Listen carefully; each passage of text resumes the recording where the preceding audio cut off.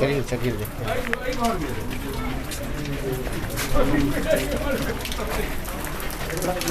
भारी बारिश के बीच में आज हम पहुंचे हैं अमीरुल रहमान के घर। आप देख सकते हैं चिराग पासवान यहाँ पहुंचे हैं, भीड़ गहमा गहमी और इस बीच में बारिश भी लगातार होती हुई।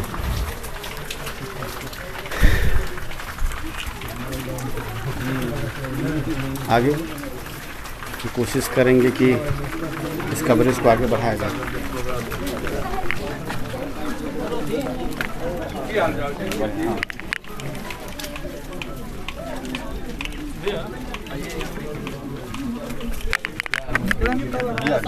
निकालने दीजिए भैया। यहाँ आप लोग के पास भारी भीड़, भारी बारिश, आसमान आप देख सकते हैं। यहाँ तुरंत बारिश समाप्त हुई है। उनको निकालने दीजिए, तब यहाँ हम लोग लेंगे। वहाँ कुछ नहीं होगा। हाँ रेड में थोड़ा होगा। थोड़ा सा पीछे, थोड़ा सा पीछे। आराम से बैठ के ले लीजिए। आप देख सकते हैं कि चिराग पासवान के आने के बाद भीड़ काफ़ी, लोगों का भारी हुजूम।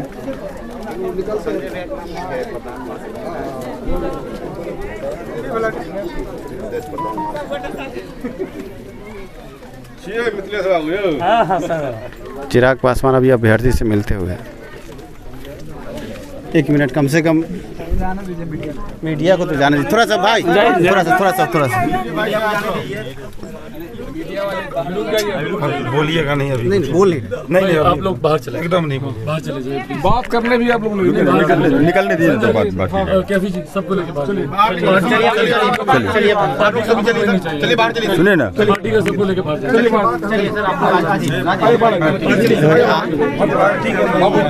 कौन लोग हैं? बाहर चलिए। क्या है? कोई ना, चलिए। पार्टी के जितने लोग हैं बाहर, पार्टी के सब लोग बाहर जाइए। सर अभी आप बहुत बोल रहे हैं।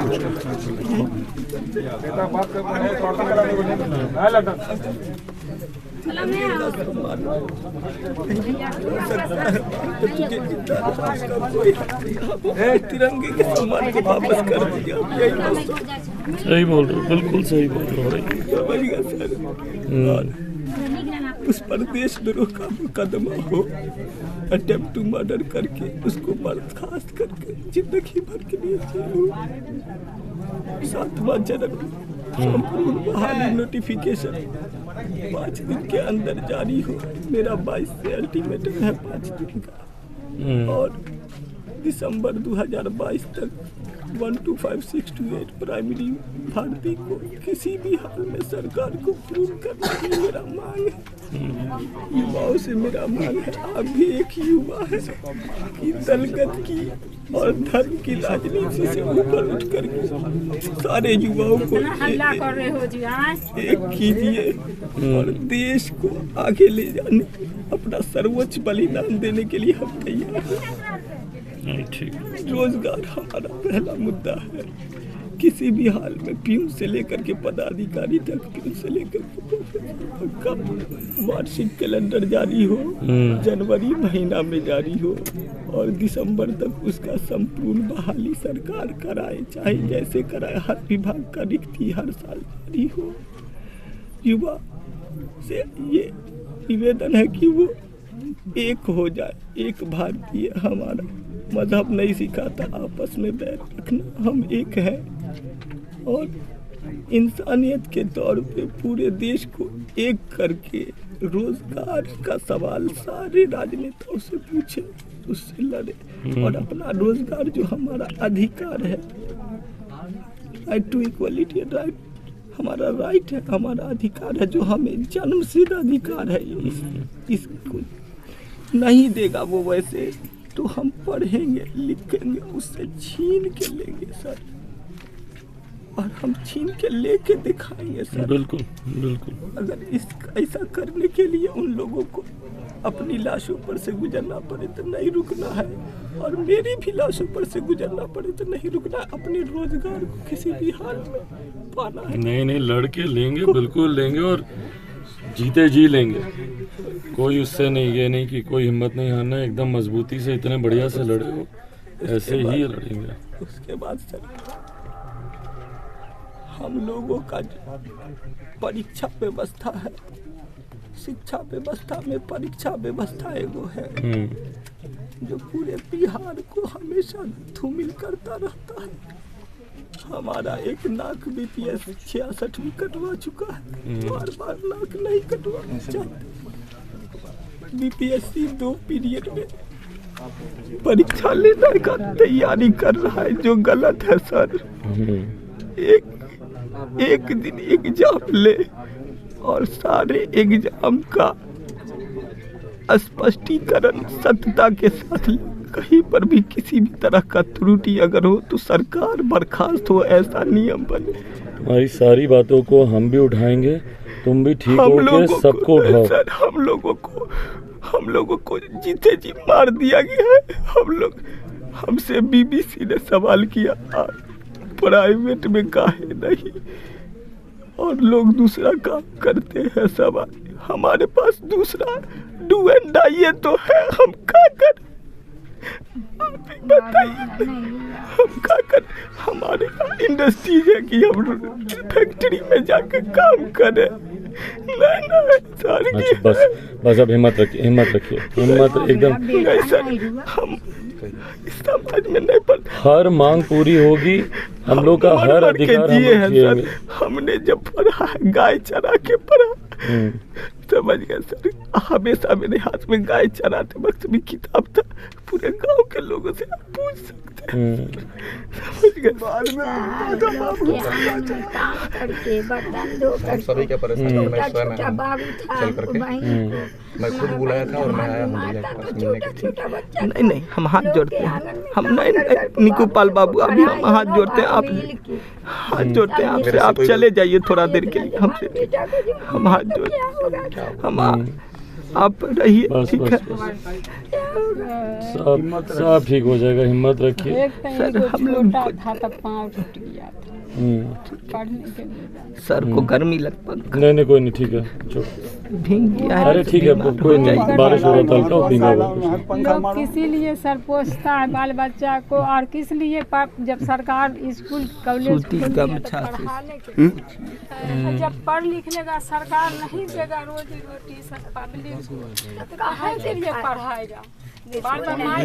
पानी दीजिए पानी लाओ। थोड़ा भीड़ छाटिए, सांस में प्रॉब्लम हो रहा है थोड़ा सा। अच्छा बस अब ज़्यादा बोलिए नहीं, रेस्ट कीजिए एकदम, ठीक है।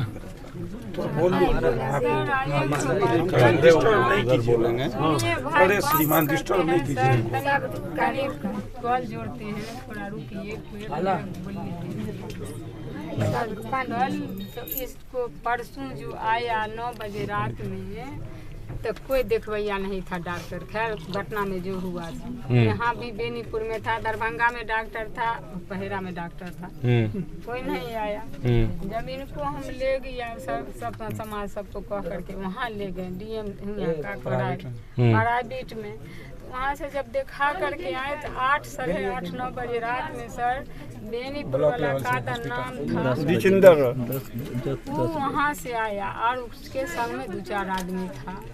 ले करके ये मेरा बेटा कह के नहीं, हम भी कहा कि बाबू हम लोग प्राइवेट से दिखा करके आए, इतना दिन से जब आया तो आप लोग दाई पे नहीं किया, अब आप लोग आ करके क्या करिएगा। जबरदस्ती जो है जबरदस्ती हाथ वाला पंखा को दीजिए ना, या कॉपी से। अच्छा हाँ, इसके ऊपर कर दीजिए हल्का सा। बीपी की क्या जांच ला करके लगा दिया। खैर वो जांच लिया, बस वो चला गया। ना हम एक ठो टैबलेट दिया ना हम लिया, और कुछ नहीं। और तब जा करके यहाँ से उन लोग किया है, फोटो झीक करके पूरा में फैला दिया है कि हम इलाज किया। हम मतलब फैला के सीएस को दिया, सीएस ऊपर दे दिया, ऊपर से ट्वीट भी आ गया जो हम अपने सरकारी खर्चा पे जो है सो इलाज करवाए। 1 रुपया नहीं सरकार का लगा, सब अपना जो है सो दिखाया, CT स्कैन कराया अपने पैसा का पूरा। एक समाज मेरा बेटा के अब डॉक्टर के साथ हमारा एक लड़का है, वो लड़का आया सुबह में, सारे लोग को कहीं कि नहीं एक भी दवा नहीं लिया और नहीं किया गया, सिर्फ बीपी चेक किया। हमको कहीं दाढ़ी पकड़ ली कि भाई के रूप में, हम कहा नहीं अंदर आपको जाना नहीं। जिस टाइम में हमारा बेटा मरा हुआ था, इतना देर तक 2 बजे को हम ले गए, तो कंपाउंडर को भी भेजे थे। वो दिन में डॉक्टर कहाँ था, वो दिन में कंपाउंडर कहाँ था। आप हैं चेक इन करने, आप भाई हैं, रात में 10 बजे मेडिकल टीम आता है, चला गया वो। तब वहाँ छाप के दे सके, हम सब कुछ करवाया। हालांकि सर डकमंगला चौराहे पर से पटना से खुद मेरा भाई ऑटो करके इनके दोस्त ने ले गया। हालांकि बताइए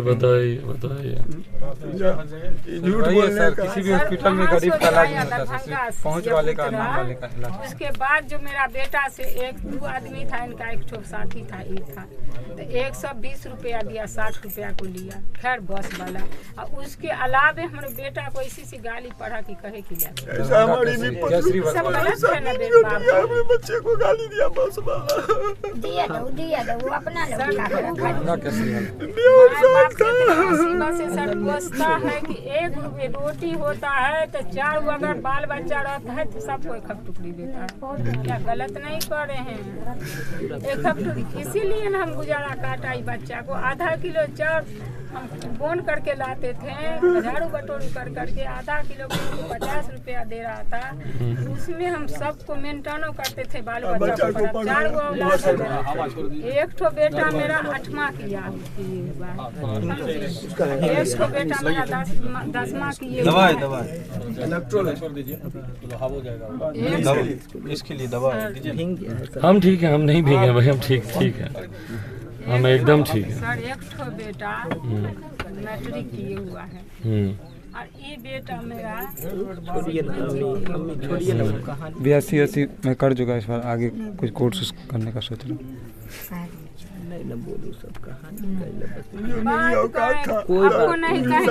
सही बात है, हम आए इसमें जो मेरी औकात था वो हिसाब से बच्चा सबको हम अंगूठा छापे। बउआ हम बच्चा सबको बड़ी दुख से काटे कि हम बउआ सब कमाएगा, देख रोटी हमको देगा। व्यवस्था में परीक्षा व्यवस्था इसलिए कर रहे हैं कि उसी के द्वारा नियुक्ति प्रक्रिया होती है, उसमें जो खेल होता है आप जानते हैं सर। हमको उसको आप सही, सब युवा को कहिए एक हो, उसको सही करवाइए, बस वो सही रहेगा, सारा प्रक्रिया सही चलेगा। वो गड़बड़ाएगा, सारा प्रक्रिया गड़बड़ाएगा सर।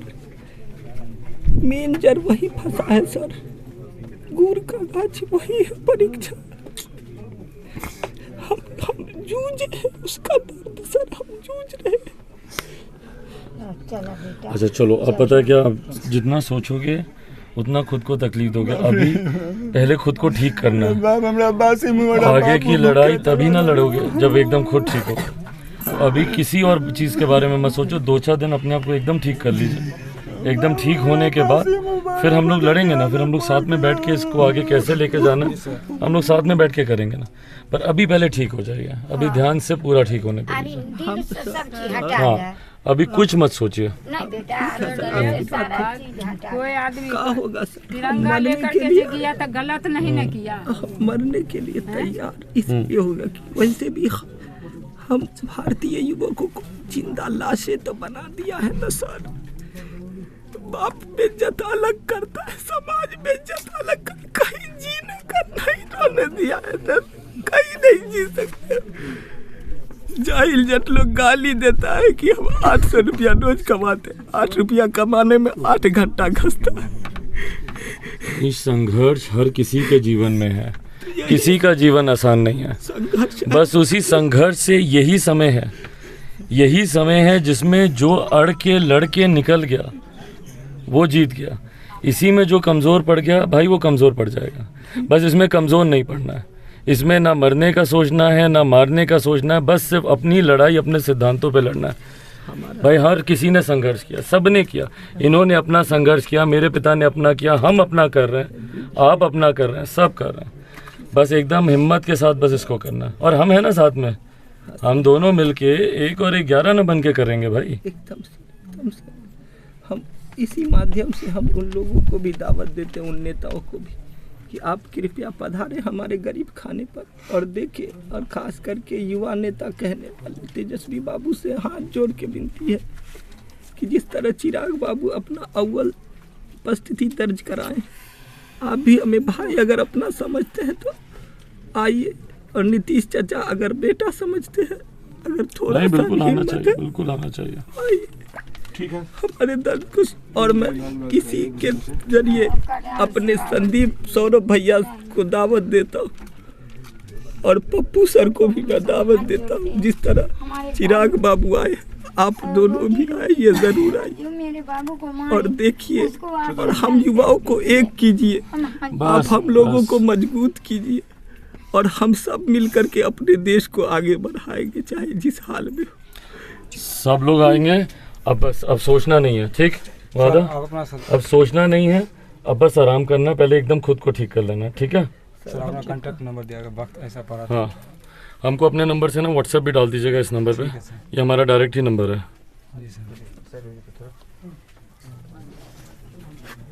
ये हमारा डायरेक्ट नंबर है, अपने वाले नंबर से हमको इस पर व्हाट्सएप डालिएगा, ठीक है? सर एक बात हम लोग बाहर कर लेंगे, हम लोग बाहर कर लेंगे, इनको भी आराम कर लेंगे।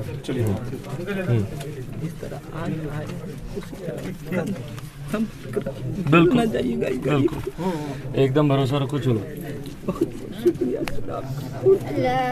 आप देख सकते हैं कि गले मिलकर रो रहे हैं चिराग, और ये बहुत ही मार्मिक दृश्य है।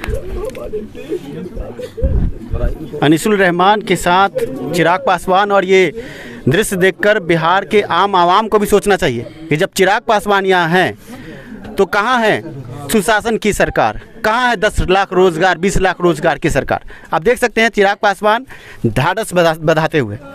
चिराग ऐसे आप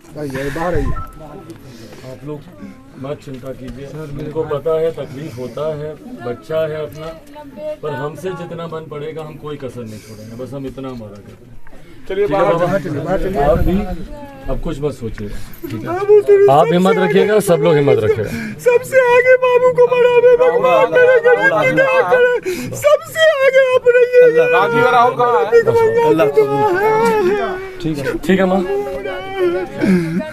नहीं माँ, अरे कुछ ऐसा मत बोलो। हम सब आप थोड़ा दबो, शारीरिक सहयोग का उम्मीद रखते हैं, आर्थिक सहयोग बस पूरी तरीके से वो रहेगा। चिराग, इस मार्मिक दृश्य के बाद मैं पूछना चाहूँगा, क्या कहेंगे? अभी पूछने का तो ऐसा पल नहीं है, फिर भी सर, क्योंकि पूरा बिहार का आवाम आपको देख रहा है, सर पूछना चाहेंगे अभी तुरंत का आपका रिएक्शन क्या है? भाई आप अपने आप देख रहे हैं जिस तरीके से ये घटना घटी है, इस घटना की जितनी निंदा की जाए उतना कम है। एक युवा जो अपने हक की लड़ाई, अपने अधिकार की मांग के लिए सड़क पर उतरा था, और भाई हर वो व्यक्ति जो जानता है जिस मांग को लेकर ये सड़क पर उतरे थे, उसका समर्थन लंबे समय से हम लोग करते आए हैं। सीटेट बीटेट का जो मामला है सब जानते हैं भैया, उसमें इन लोगों की कहाँ गलती है भाई?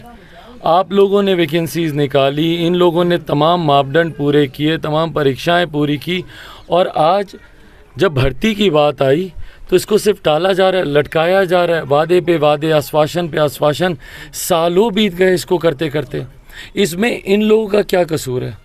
इनका, सरकार को क्या अल्टीमेटम, इनका या इनके जैसे तमाम युवाओं का, उनका क्या कसूर है? और कल जिस तरीके से, परसों जिस तरीके से ये लोग शांतिपूर्वक अपना प्रदर्शन कर रहे थे, भाई इससे बड़ी बात क्या होगी कि अनीश जिस तरीके से हाथ में तिरंगा लिए, तिरंगे के साथ ये प्रदर्शन कर रहे थे, उस तिरंगे तक का अपमान किया गया। युवा तो यहाँ पे लाठियाँ खाता ही है मुख्यमंत्री नीतीश कुमार जी के शासन में। आज हमने एक वीडियो भी हमने पोस्ट किया है जिसमें यही हमने दिखाया है कि उनकी कथनी और करनी में कितना फ़र्क है। 10 लाख नौकरियां ले जाओ, 20 लाख नौकरियां ले जाओ, और जब कोई नौकरी मांगने आता है तो उसके ऊपर इस तरीके से लाठियां चलाई जाती हैं। और वो भी सिर्फ एक युवा पे लाठी नहीं चलाई गई है, उस तिरंगे का जिस तरीके से अपमान किया गया, उस तिरंगे के ऊपर जिस तरीके से उस अधिकारी ने, एडीएम ने जिस तरीके से लाठियां चलाई हैं, क्या ये तिरंगे का अपमान नहीं है? क्या ये देशद्रोह नहीं है? तिरंगा हाथ में सामने दिखाते हुए अभी भी इतनी गंभीर हालत में इनकी चिंता बस इतनी है कि भाई मेरे तिरंगे का सम्मान हो, मेरे तिरंगे का जो अपमान है वो किया गया है, मेरे तिरंगे को सम्मान दिया जाए। और वो तिरंगा दिखाने के बावजूद भाई ये वही तिरंगा है, जब यूक्रेन में जब युद्ध चल रहा था तो भारतीय इसी तिरंगे को दिखा दिखा कर उन्होंने बॉर्डर पार किया था। और सिर्फ भारतीय ही यूक्रेन में रह रहे नहीं, जो दूसरे देशों के भी लोग थे उनमें से भी कई भारतीय तिरंगे को दिखा दिखा कर बॉर्डर पार कर रहे थे, अपने आप को सुरक्षित महसूस कर रहे थे। ये सुरक्षा की भावना भैया अपने ही देश में नहीं है, अपने ही प्रदेश में नहीं है। और मुख्यमंत्री नीतीश कुमार जी को भैया ऐसी क्या चिढ़ है तिरंगे से? क्या दिक्कत है उनको जो राष्ट्रभक्ति दिखाते हैं या जो देशभक्ति दिखाते हैं? और उनके अधिकारी को भैया किस बात का ये घमंड है, किस बात का घमंड कि इस बर्बरता से पीटा गया? आप सबके कैमरे थे वहाँ पे, आप सब लोग वहाँ पे बाइट ही ले रहे थे जिस वक्त इसको बाल से पकड़ के घसीटा गया, घसीट कर पीछे लेकर गया। और वहाँ पे भी अधिकारी का घमंड और आक्रोश समाप्त नहीं हुआ, दे दनादन वहाँ पे डंडे, कान से खून आने लगा। कल को भगवान ना करे बच्चे को कुछ अगर हो जाए, इनकी हालत ज़्यादा अगर ख़राब हो जाए तो उसकी जिम्मेदारी कौन लेगा? और सबसे बड़ी निंदाजनक बात कि भैया जब ऐसी लाठीचार्ज होती है, जब ऐसी परिस्थितियां उत्पन्न होती है तो प्रशासन की जिम्मेदारी होती है कि वहां पर सुरक्षा के तमाम बंदोबस्त करके रखें। एम्बुलेंस को वहां पे स्टैंड बाय पे होना चाहिए था, क्यों वहां पे कोई एम्बुलेंस नहीं थी? क्यों इनको खुद ऑटो करके अपना पैसा देके ये वहाँ से अस्पताल गए हैं? अस्पताल में अपने पैसों से जो लोग इस बात का भ्रम फैला रहे हैं वो इस बात को जान ले भैया, 1 रुपया सरकारी मदद इनकी किसी ने नहीं की है। जिस परिवार से ये आते हैं इनके घर के आप हालात देख लीजिए, जिस परिवार से ये आते हैं अपनी जेब से पैसा खर्च करके इन्होंने जितना अपना इलाज कराया खुद कराया सरकार की तरफ से 1 रुपये की, और इनको चाहिए भी नहीं भैया, ये इतने खुददार व्यक्ति हैं, इनको कोई आर्थिक मदद नहीं चाहिए। इनका साफ कहना यह है कि भैया हमको कम से कम न्याय तो मिले। उस अधिकारी के खिलाफ जांच की बात कर रही है सरकार। सर बर्खास्तगी नहीं हुई, आप क्या कहेंगे सर, क्योंकि आप भी एक बिहार के युवा नेता? आपको नहीं लगता कहीं कि क्यों नहीं हुई? जो व्यवहार किया इनके साथ अभी तक बर्खास्तगी क्यों नहीं हुई? गवर्नमेंट का कहीं ना कहीं हाथ था भाई, गवर्नमेंट का हाथ था क्या? गवर्नमेंट का संरक्षण अभी तक उस एडीएम को मिल रहा है, अभी तक वो एडीएम बर्खास्त क्यों नहीं हुए भैया? प्रत्यक्ष को प्रमाण की जरूरत होती है, सामने सामने पूरी गतिविधि आप सबके कैमरे में कैद है, किस तरीके से घसीटा गया, किस तरीके से मारा गया भाई, एक शांतिपूर्वक प्रदर्शन से। और कारण कुछ भी रहो भैया, आपको हाथ उठाने का अधिकार किसने दिया? इस बर्बरता से पीटने का अधिकार आपको किसने दिया? और अगर आपने ऐसी कार्रवाई की है तो 24 घंटे के भीतर ऐसे अधिकारी को बर्खास्त किया जाना चाहिए था। अभी तक क्यों नीतीश सरकार खामोश है भैया? क्यों अभी तक उस अधिकारी के ऊपर कार्रवाई नहीं हुई? मैं आज लिखित रूप में भी अपनी पार्टी लोक जनशक्ति पार्टी रामविलास की तरफ से मैं लिखित रूप में भी ये मांग करता हूं कि तत्काल प्रभाव से उस अधिकारी को, एडीएम को बर्खास्त किया जाए और उसके ऊपर जांच की जाए और अटेम्प्ट टू मर्डर का केस उस अधिकारी पे होना चाहिए। जिस तरीके से भैया, जिस जोर के साथ, मतलब आप तो जान लेने की सोच के साथ आपने इनके ऊपर आपने वार किया ना, और कल को अगर कुछ बड़ी कोई गंभीर समस्या हो जाए, बीमारी हो जाए तो कौन जिम्मेदारी लेगा? आज तक तो कोई देखने भी नहीं आया। सर कहा गया कल संध्या में ट्विटर से ट्वीट किया गया तेजस्वी द्वारा कि हमने इलाज करवा दिया। अभी जो परिवार कह रहा है कि सिर्फ बीपी जांच करके खाना आपूर्ति की गई। सर क्या कहेंगे, ये कहीं ना कहीं सरकार की लचर व्यवस्था, सिस्टम फेल? भाई सिस्टम फेल तो दिख ही रहा है ना। आप भैया इतने अधिकृत पद पे रहकर आप इस तरीके का ट्वीट कर रहे हैं बिना इस बात की जानकारी के कि आपके प्रशासन के लोगों ने सही में वो मदद पहुंचाई भी है कि आपको भी भ्रम में रखा जा रहा है। और भैया ये नीतीश सरकार है, किसी को भी भ्रम में रख सकती है। हमारे युवाओं को इतने साल से नौकरी का झांसा देते देते देते देते भ्रम में रख सकती है किसी को भी ये सरकार। इनके प्रशासन की पूरा संरक्षण प्राप्त होता है अपराधियों को, और आज भी वो संरक्षण एडीएम के पद पे बैठे हुए अपराधी को मिल रहा है, उनको भी ये संरक्षण ही प्राप्त होगा। सर ऐसे में 20 लाख नौकरी की बात, क्या लगता है 20 लाख नौकरी मिलेगी? इसके लिए ये मार्ग 20 लाख नौकरी की बात की जा रही है, यहाँ एक शेड्यूल तक नहीं निकल। आज की तारीख में 1 कलम से सैंक्शन पोस्ट है ये सारी, एक कलम से चाहे तो मुख्यमंत्री नीतीश कुमार जी और उनकी सरकार एक कलम से 5 लाख से ज़्यादा नौकरियां ये लोग तत्काल प्रभाव से दे सकते हैं। इन लोगों की भर्ती तत्काल प्रभाव से शुरू कर सकते हैं, मतलब पर क्यों नहीं किया जाता? सुबह से रात हो गई और आज दरभंगा के दौरे पर हम ऐसे में अब घर की तरफ प्रस्थान करें और हमारे टीम के जिला अध्यक्ष से लेकर सभी अभ्यर्थी यहाँ पहुँचे हुए हैं। आज हमारा बहुत आदर सत्कार भी यहाँ हुआ। अभी तुरंत भोजन करके हम निकले हैं और ऐसे में जो हमारे अध्यक्ष हैं, अध्यक्ष जी सामने आइए, नाम बताइए अपना। हमारा सरोज कुमार मंडल नाम हुआ सर। देखिए अध्यक्ष जी ने इतना दिल मोह लिया है, आप समझ सकते हैं कि ये इनका कहना कि हम रुक जाए यहाँ पे, लेकिन आप समझ सकते हैं विभिन्न कार्यों के कारण हमें भी आगे बढ़ना होगा। क्या कहना चाहेंगे सर? 2 लफ्ज़ बस। हम ये कहना चाहेंगे सर, जो यानी कि हम लोग जो सेवन चरण के विज्ञप्ति के लिए काम कर रहे हैं और जो हमारा जो आंदोलन जो उससे महाआंदोलन हुआ वो बिल्कुल यानी कि सरकार को इसको बिल्कुल ध्यान देना चाहिए। और सेवन चरण के नोटिफिकेशन जिस तरह रहमान अंसारी भाई जो किए हैं 5 रोज का अल्टीमेट दिया है उस अनुसार बिहार सरकार को संज्ञान लेकर जारी कर देना चाहिए, ठीक है। और हम लोग इसके लिए यानी कि समस्त 1,30,000 अभ्यर्थी हैं, इसके पीछे रहमान अंसारी भाई के साथ हैं।